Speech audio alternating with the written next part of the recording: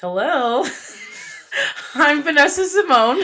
And I'm Mimi Hayes. And we are the Girls Next Door. You got the giggles today, do you? I sure do. Oh, I saw the record and I thought, funny. Oh wait, yeah, we're about to say something. Ready? Here we go. Oh, we're doing a podcast. We're doing it. It's been a couple weeks since we've recorded, so we're getting back into the swing. The mojo. Mm-hmm. Awesome. So today's episode, I think, is going to be really good. We're talking about defining success as a creative. Yes. Something I struggle with. I think we all struggle with this insurmountably. I don't know if that word is used in the proper way. I think so. But yeah. We, especially as creatives, because it's our passion, our thing that we love doing, and we want to be able to do it every day. And because of this capitalistic society, we feel as though it's only successful if it's funding our entire life and we're wealthy and we have the fame and all 100%. Of that. So if you feel like you're not the 1%, then you're a total failure. Yeah. I was talking about this with my therapist today, and I was like, I feel like if I was 10 years older, I would be like a bit more successful. Like maybe I wouldn't be like totally in the clear. Maybe I would still be stressed about finances. But when I think about like even we moved to New York City in 2017 and 2018 before the pandemic, we had like 2-3 years of like pre-pandemic time to be artists. Yeah. And then everything fundamentally changed, and it's never completely been the same changed. Since. Yeah. So I'm like, oh, if I could have moved to New York City in like 2010, you know, in my early 20s, instead I was graduating high school, you know, in 2010. But like I thought about that, and I was like, I don't know, maybe that's not true. But it's hard to say because we were taught like by 30 you should have a college degree that is going to pay off in a big way, and you're going to not have debt, and you're going to buy a house, and you're going to be married and have a couple kids, and like everything's shiny and roses, and you're financially stable, and you're good, and you're pretty solid in your career. So like even if you have kids, you're still okay because your career that you were striving toward in your 20s has paid off. And that's simply just not the case. I don't know. I know like one person living that life, and they're still stressed, you know, on like dual income or one income, like as a family. You know, it's not all that's cracked up to be either. Like these pillars of so-called success that we were taught, like divorce rates, hello, so high. Nobody can afford to buy a house, even the wealthy people. Like, I mean, the market is so crazy. So it's like, if you define success as only those things, you're going to be feeling really shitty about yourself because you don't have those things. I think for women especially too, we're told like, you better get those babies out into the world. Get those babies. And so if you're not doing that, does that make you any less of a person? Like, absolutely not. But you're told that you kind of are. You're told that you are. And it's so interesting because I will say that in my 20s versus my 30s, my perspective has changed dramatically on that, because in my 20s, I really did think I was going to be the woman who was a wife, had probably 5 kids. I thought I was going to have 5 kids by now, guys. Woo! 5. Now, as a 35-year-old, I am really looking at success in a completely different way. But I'm looking at it in a different way when it comes to the romantic side and those things, because I actually don't know that I really want to be married, to be honest. I enjoy the life that I have right now. It's not a conventional life by any means, because I think the way that I date is very different. But also, I think where I struggle with success as a creative is kind of like what we were talking about. I feel like I should have been like a famous person now. I've been going at like content creation and stuff for years, and in many people's eyes, it wouldn't be seen as successful. I'm not very consistent. I'm great at starting something, but I'm not good at finishing something. And because I'm not where I want to be, For instance, I thought I'd be in maybe movies now or maybe being a singer. I still don't even know what I want to do. And because I'm 35 and still don't even know really what I want to do, that to me has felt like a failure. And also feel as though I put too much pressure on the art that I do because I love making videos online. I love what we're doing right now, podcasting. I love doing it. And I realized this week actually that I was putting way too much pressure on my creativity. And I've been actually reading Big Magic, which Mimi has recommended, which I have right here. But in the book, she basically talks about how a lot of creatives, we tend to put so much stress on our creativity for it to be our source of income, our thing that makes us survive and thrive in this world financially, that we actually forget the craft itself. And so it was kind of a wake up call for me because I feel like because I'm not where I want to be as a content creator, as a digital creative, I was putting so much pressure on this must become my job because I'm in a I'm trying to transition out of my job right now. And so I'm thinking I must make this work. Like this has to work because I want this to be my income. But by doing that, I've really lost sight of why I enjoy making videos in the first place. And Mm. the reason why I love making videos is because I truly feel I can be myself and connect with people who are similar to me, who don't really think, I really don't think like the normal person. I don't think like the status quo. And I want to be able to connect with other people who think differently that way. And I love just making videos, voicing my opinions and the things that my brain thinks, because I think that the way that I think is very different from a lot of what people most people think, and I want to find that tribe to be able to connect with them. And also it's just so much fun for me, but I lost sight of that in the moment of trying to make this, oh, this must be a full-time thing. I must be getting paid from this. I must be getting brand deals and this and that. And I really did lose sight of it. And so in the book of Big Magic, Elizabeth Gilbert, she talks about how she made a vow to herself when she was 16 years old that she promised to herself that she would write every single day, no matter what. And she has kept that vow to this day. And she writes every single day, whether it's 15 minutes, could be several hours, whatever. But she has kept that promise to herself because and I love that she made this promise to herself to get back to the creating. And that's what she's making herself define as success. And so that was kind of a wake up call for me. And so for me, I thought, okay, I need to make a vow to myself to always pursue the story, Mm. pursue the story, to live the story, embody the story, and to always think about a story in some way. So Hmm. that was very helpful for me. But what are you thinking about, Mimi? What are That you was a thinking lot. about? No, that was a lot. I went through a I lot, loved it. a long, yeah. I love listening to you talk. I love that you're Thank reading the you. book. It's one of my favorite books and changed how I thought about creativity as well. I really struggle with success because I also put a lot of pressure on myself. Hmm. And I was telling my therapist today, like, I really don't think the things I've done are big deals anymore. Like, in the moment when they happen, huge deal. Like, oh my God, I'm a published author. I'm doing a TED Talk. I'm doing a one woman show. Like, in the moment when I'm living in the moment, I know it's a big deal.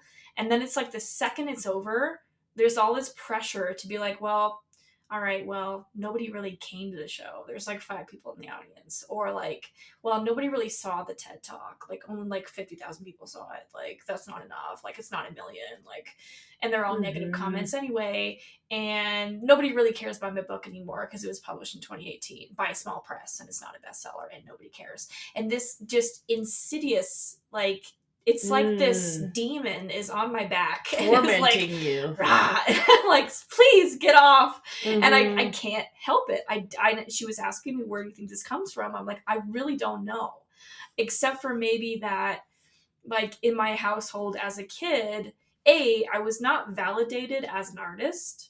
So it was always like, that's a hobby. That's not a real career choice that you could have. So go ahead and do your little kids plays and do your little theater stuff. But that's as far as it's going to go for you. That's not going to ever make you any money, or you're never going to be able to live off of that.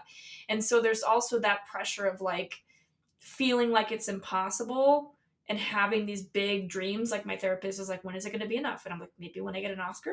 Like maybe when I'm on the stage doing my acceptance speech, like maybe, right. But then again, maybe not, because if I know this about myself and I'm constantly wanting to outdo myself, then what's stopping me then from when I get the Oscar going, yeah, but I don't have a Grammy yet, and I don't have and I'm still not a bestseller, and I'm still not this, and I'm still not that, and it's just this toxic, never-ending cycle of negativity. And I hate that, because I feel like my brand is a very positive person. Like I'm very friendly, I'm very outgoing, but what's going on under the surface is absolute chaos.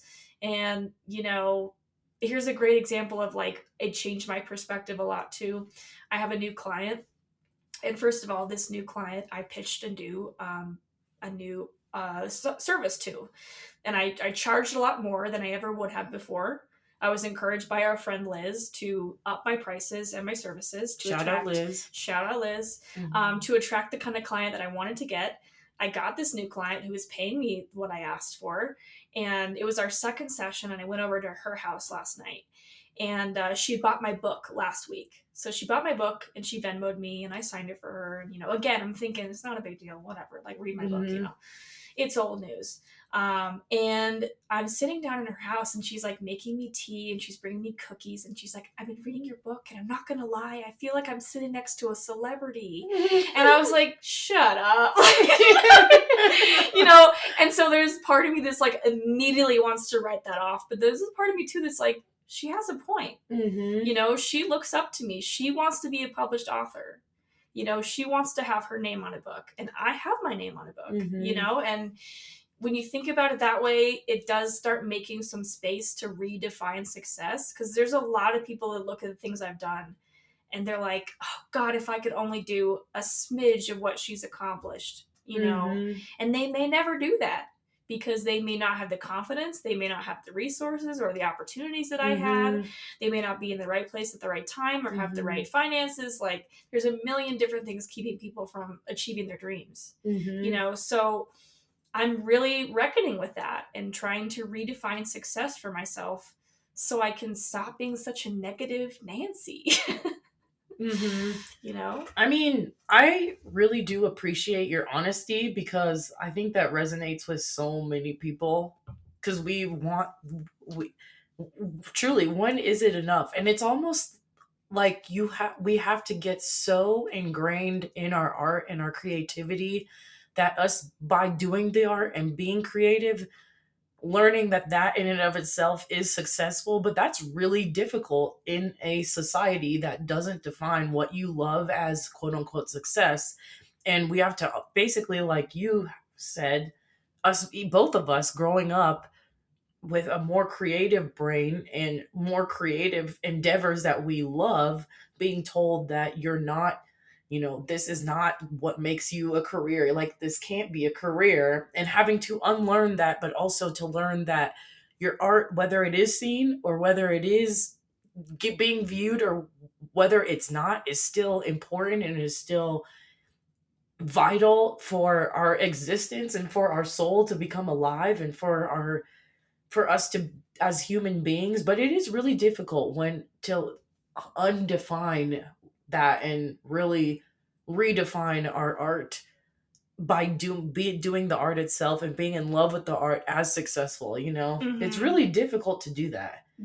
There's just so many thoughts that come up for me. They're intrusive thoughts. That like when someone's talking about me and my success, I'm like, that's a lie. That's crazy. I know it's crazy. Yeah. And it's like, someone the other day, I was sitting with this guy who was in publishing and works with authors. And he's like, I've never had a call with someone who's written 2 books before. And I was like, oh, yeah. Does it count that the second one no one's seen yet? Yes, it counts. I've written 2 books. Yes, you've written I'm 2. 34 years old. I've written 2 2 books. books. I've 35. I've written 0. So, it's so interesting. And it counts. It Yes, fucking counts. it But, counts. I have to almost like rewire, or like maybe I need one of those rubber bands on my wrist, and every time I do a negative thought, I need to like zap myself. Like, Yeah. I don't know what I need, but it's like so pervasive in my mind. And I know that that's super relatable to so many artists. And I want to go back to like the money thing too, because we are in end stage capitalism, and the truth of the matter is very few of us artists are working full-time as artists. Through our art is our income. And I think Elizabeth Gilbert even says it, like she's, all these artists are like, don't quit your day job. And it's like, that can be discouraging, but it can also take the pressure off to be like, my art, my writing has to make me $1 million and make me have rent payments and pay my bills. If you take that pressure off, it's like, oh, it's for me. I can make money in these other ways. I teach little kids theater, like a couple times a week. It's not my passion. The kids are cute sometimes when they don't piss me off, and they're running around, misbehaving. But I don't need to, like, that's not my passion. Like, I can just make money doing that. I can just get a paycheck. It's just a paycheck. And I can get my money from elsewhere until the point where my art can flourish on its own and be a full-time gig. And I think that's a harsh reality for a lot of us, is even like working actors, like celebrity actors. Oh God, it was Michael B. Jordan. And he couldn't get jobs. He could not get a job. He was in LA. He was already famous and that people recognized him, but he could not get gigs. And he was walking around town trying to get jobs at like Jack in the Box. It would like put in his resume, and they're like, Michael B. Jordan, what are you doing? They're like, what are you doing? You don't need this job. And they're thinking that it's a joke, and he's genuinely saying, actually, no, I really need this job. I need money. And he couldn't get it, and then he finally landed, was it Fruitville Station or something? I can't remember. One of his big movies that kind of broke him out. But it's a harsh reality that, like... It is a harsh reality. But you are right, because even me, I work as a trainer for engineers. It's not my favorite, honestly. But what I will say is a lot, because I love making videos on the internet, I have the freedom to talk about whatever I want to talk about, because I'm not tied to a job. Because my social media isn't tied to me having to rely on my social media to make money, I could be more political, and I try to be a little bit more outspoken on the issues that I care about. Whereas people who are what I would consider light years ahead of me in that space, they have to kind of stop talking about their things that they care about, because brands don't want to they want to be middle of the ground. They don't want to be left or right. And I'm like, my views are my views. Take it or leave it. And I will say that in one way, that is a way that my art and the way that I speak in videos is freeing, because I can say whatever I want. And there's nothing, I'm not relying on brands or companies to funnel through my social media in order for me to get paid, because I get paid elsewhere. And so in a way it's freeing, because my art can kind of take a chill pill, and I can truly be who I want, because I'm not relying on, oh gosh, if I say this and then this brand sees that I'm more affiliated this way, they're not going to work with me. But I really need that paycheck, because I don't need that paycheck because I have my other job. So I don't know, but it's a hard balance though, because I really want to love my daytime job too, and it's hard because as artists, I think there's a few things that tie into it. Number one, we grew up, especially in America, in our school system. I think the way we were taught in school is you're rewarded with an A, right? The teacher is almost like the authority that allows you to pass. And in our art today, I think the reason why so many of us can define our art as quote unquote successful or not by making money or by being famous is because that visibility. It's almost like we've been taught that there's an authority that has to approve of your success instead of us being the ones to approve it from the get-go. Because if I were in elementary school and doing whatever subject and it was more, you don't get a grade, but hey, you tried and you put your thought into it and it was different and you pass because of me. I think if we were taught more in that way without this feedback loop of these are the people who define success. Because I mean, I know we've talked about so many times you're like you wanting to get your second book published, but it's like the gatekeepers hold the quote unquote success, or they're the ones, the publishers are the ones who define who's successful, who gets published, who's good enough for this and that. And that's frustrating because that's just so frustrating. Yeah. And I will say on the education piece, I do hear about more alternative schools popping up where kids are in nature, kids are, not good. on devices, kids are making art. It's these kind of alternative school models that I think are becoming a bit more mainstream now, that are less tied to that, Grade. do this grade, get passed through, go to the next thing, pass that. And that's that mentality that keeps us on this little hamster wheel of these expectations of the status quo. And I think the non-conventional life is becoming a lot more acceptable now. Absolutely. It used to be, and we were talking about this in book club today, like if you were over 30 and you didn't have children like 20 years ago, you were a pariah. You were like, oh, I'm so sad for this. Like, even my aunt never had kids, and she was so happy. But I feel like people talked about her like she was not fulfilled in life, or that she was off her rocker. And I still hear my mom sometimes, talk, well, she never did have children. And I'm like, good for them. Yeah. Good for them. They don't have to. That's not a pillar of success anymore. It's harder and harder to do, and it's not a good fit for most people anymore. And so, just thinking outside the box and being like, my unconventional weird life is not that weird.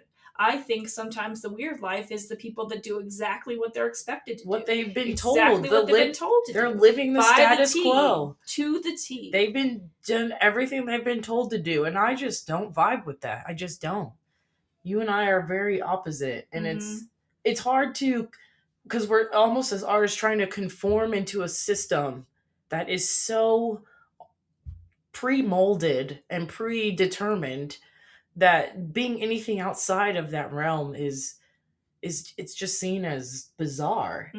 Like, which all artists have had to contend with. You think about like Shakespeare and like, all these old writers and all these people that are long gone. But like when they were alive in their time making art, they were outcasts. They were like, people thought they were delusional and crazy and mentally ill. And like, either we've always struggled to fit into society because society's so limiting and we're so creative. Yes. We have these different ways of thinking and being. And, I think you're right that sometimes if you do get lucky that your art can make you money, you have limitations now because you're in the system. Yeah. So I heard of an author this way too. I met this author so many years ago, and he'd written a book that had been made into a movie, and it was about zombies. It was like Warm Bodies or something. That was the name of the movie. And he'd written the book that got adapted into that film. And I looked at this guy and I was like, he's the most successful author I've ever heard of. He's had a book published with a main publisher, and he's got a screen adaptation. He was the pillar of success to me. Guess how unhappy he was? Because he was under contract to write 2 more zombie books, and he didn't want to. And he didn't want to. He was like, I would rather die and become a zombie than write 1 more zombie book. Like, I don't want to. And he had to, because he was under these constraints of being within this, this system. So in a lot of ways, we're lucky that we're not in the system, that we have the freedom that we do have right now. And, I felt those restrictions too when I was with a publisher, not getting my cover the way I wanted it to, feeling like the way that they position the words on the page was weird. Like they Mm-hmm. formatted it weird. Like I had all these like thoughts and feelings about how they put the book out, and they were not listened to. They were not like, okay, you're right, let's give you paragraph indentation. Like they weren't listening to me. Like Yeah. they were doing what they thought was best, what they thought was the best thing for my book, and they put it out there. And I was like, that's not good enough. You know, I had all these stipulations. So Mm-hmm. in a lot of ways, self-publishing would be good for me because I could do it however the hell I wanted it to. Mm-hmm. I could make it exactly the way my perfectionist heart would be like in, you know, bliss. Like I could just make everything the way I wanted it to be. On your own terms and on your my own rules. terms. So, you know, that's something to think about too, is just making it to make it. You know, we talked about that earlier, like the joy of making it, reminding yourself like the process, the creative process itself is the prize, is the treat.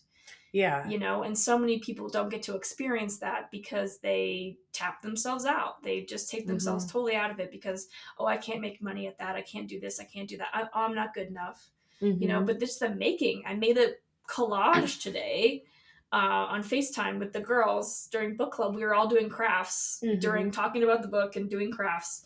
And I just had a great time. I just love making collages. It's just inside my own notebook. No one's going to see it. I mean, I put it on my Instagram story and I said, look at this, you guys. But, you know, no one's paying me for that. No one's giving me money to put that in an art gallery. It's just for me. It's just because I like doing it because it makes me happy. And so if you can reconnect with that in some way, you take the pressure off to be this, you know, mainstream famous artist. It's just do the art. Just do the process. Do the art and fall in love with the art. And I think this is a perfect time to go into, how do you think, Mimi, you're going to change your definition of success for you? And I'm going to do the same for myself. I think it's not about how marketable or mainstream successful it is. It's not about how many people have seen it or bought it. It's not about the reviews. It's not about the trolls. It's not about, you know, it going viral or not viral. It's the fact that I did it and that I put my thoughts onto the page, or I put my film into the world, or I made that collage with my hands. It's the fact that I'm doing it. I'm the artist behind the art. And I'm proud of that. I'm proud of the writer that I am. I'm proud of the director and filmmaker that I am. I'm proud of doing the things I'm doing. And I don't need to do anything more. I've already won. You know, I've already won. So I've done so many things that so many people could only dream of doing. And as have you, you know? And so when you try to reconnect to that, like truly appreciate what's already been done and how hard you work to do it. That's my new version of success, is just, I did it. It's me behind the writing, me and the page. And I enjoy that. What about you? Good.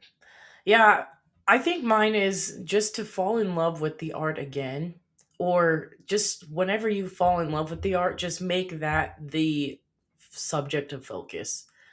The process of loving, the process of doing, like you said, kind of put it out into the ether. Put it out into the ether and enjoy the process of doing it, but know that you did it. And I think that will be helpful for me. Here's another question too that's bouncing around in my head. Do you think little Vanessa would be proud of you? I don't think so, actually. Really? Not right now. Really? I think, no, not yet, because I think little Vanessa, I think she was really proud when she was in New York doing her stuff, and she was just doing it, right? And I feel like I've kind of taken a hiatus from doing the things that I love doing. So I think little Vanessa is going to be proud again when I'm get back into the ring again and go back into just creating. Well, she's proud of like when I do podcasts and whenever I'm doing anything that's for me and truly for the little girl who was expressive, and before the world told her, shut your face, shut down, I think that whenever I'm doing those things, then she's very proud. Okay. Yeah. Thanks for your honesty. Yeah. I think that's a hard place to be, because you're like, I know that I can do more. Yes. I know that I've seen it. Yes. I've seen myself at the peak. I've seen myself. And I've felt my little self be like, wow, she's so cool. And I'm kind of right there with you. I think little me too is like, go easier on yourself. Like, please, like, just take a chill pill. I need to take a chill pill. You need to get back in the arena. Get back into. So both of our little people are like rallying behind us. But that's a good question to ask yourself. If you're trying to define success, what would a younger version of you think about you today? And are you there yet? Are you close? Were you there at some point in the past? Are you trying to get back to that version of yourself? And what have you done so far that little me was like, oh, that is the coolest thing you could have ever done? So I think about that too.